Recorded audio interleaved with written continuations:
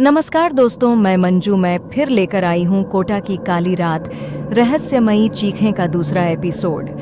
पिछले एपिसोड में आपने देखा कि राजवीर और उसके दोस्तों ने कोटा की काली हवेली में कदम रखा। हवेली में अचानक आई डरावनी चीखों और अदृश्य परछाइयों ने उन्हें भयभीत कर दिया। ताबूत में रखी एक पुरानी किताब ने उन्हें और भी चौंका दिया। अब जाने आगे क्या होता है। काली हवेली की फिजा में अजीब सी खामोशी थी, वह खामोशी जो किसी बड़े तूफान से पहले की होती है। चारों ओर घिरता अंधकार, दीवारों पर झूलते जाले और पुरानी लकड़ी की आवाजें सब कुछ और भी रहस्यमय बना रहे थे। राजवीर के दिल की धड़कनें इतनी तेज हो चुकी थीं कि वह अपनी सांसों की आवाज भी सुन पा रहा था। राजवीर ने किताब को अपने हाथों में कसकर पकड़ रखा था। किताब पर लिखे शब्द रहस्यमय थे और उसे समझने में मुश्किल हो रही थी। किताब के पन्ने अपने आप हवा में फड़फड़ा रहे थे, जैसे कोई अदृश्य शक्ति उन्हें पढ़ने की कोशिश कर रही हो। यहाँ से जल्दी निकलना होगा, रचना ने घबराते हुए कहा।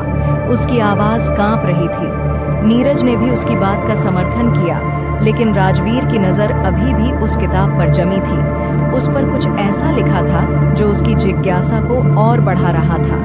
किताब के आखिरी पन्ने पर लिखा था, जो भी इस रहस्य को खोलेगा वह खुद इसकी चपेट में आ जाएगा। राजवीर ने अपनी आंखें चौड़ी की। यह जगह सिर्फ एक हवेली नहीं है, यहाँ कुछ बड़ा राज छिपा है, उसने धीमे स्वर में कहा। राजवीर ने किताब के पन्ने पलटने शुरू किए और हर पन्ने के साथ हवेली की रहस्यमयी कहानी और गहरी होती गई। ताबूत में मिला कंकाल अब गायब हो चुका था और हवेली में एक अजीब सी ठंडक फैल रही थी। राजवीर ने किताब में एक पुराने नक्शे का उल्लेख देखा जो हवेली के नीचे छिपे हुए तहखाने का रास्ता दिखा रहा था। यह किताब हमें तहखाने का रास्ता बता रही है, राजवीर ने धीरे से कहा। क्या तुम पागल हो गए हो?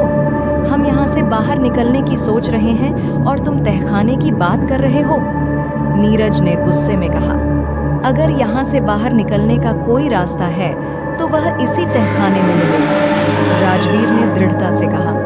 उसकी आवाज में अब भी जिज्ञासा और भय का मिश्रण था। राजवीर ने दीवार के पास बने छोटे दरवाजे की ओर इशारा किया जो हवेली के तहखाने की ओर जाता था। यह दरवाजा पुराने समय से बंद लग रहा था, लेकिन किताब के अनुसार यही वह दरवाजा था जो हवेली के असली रहस्य तक पहुंचने का रास्ता था। दरवाजा खोलते ही उनके सामने एक सीढ़ी नजर आई जो अंधेरे में कहीं दूर तक जाती थी। सीढ़ी के हर कदम पर एक अजीब सी खटखटाहट की आवाज हो रही थी, जैसे वहां से पहले भी कोई गुजरा हो। राजवीर, नीरज, संजीव और रचना ने एक दूसरे की ओर देखा। उनके चेहरे पर साफ दिख रहा था कि वे यह कदम नहीं उठाना चाहते थे, लेकिन अब वापस जाने का कोई रास्ता नहीं था। आओ, हमें जाना होगा, राजवीर ने कहा और सीढ़ियों पर पहला कदम रखा। सीढ़ियों के नीचे जाने पर वे एक बड़े कमरे में पहुंचे।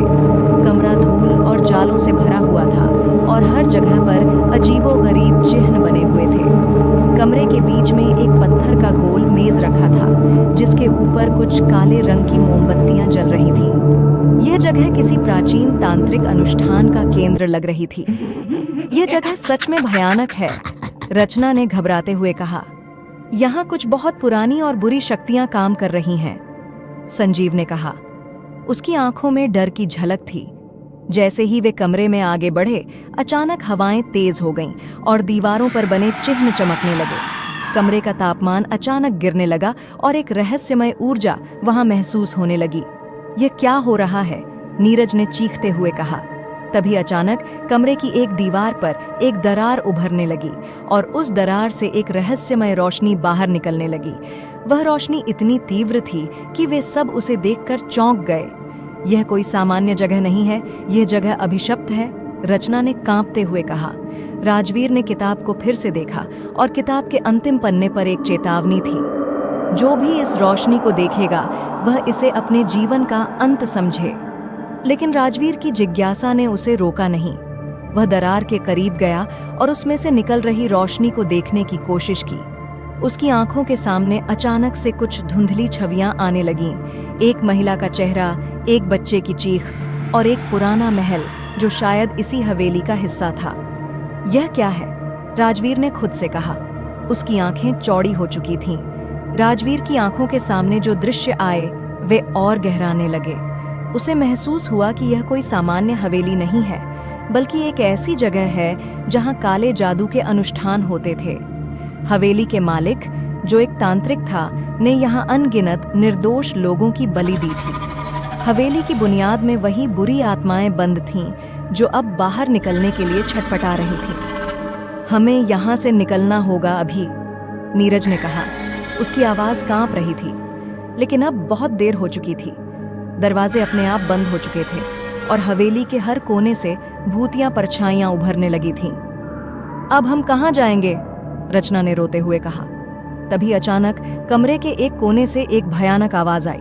वह आवाज इतनी डरावनी थी कि वे सब जमकर खड़े हो गए। यह कौन है? संजीव ने घबराते हुए कहा।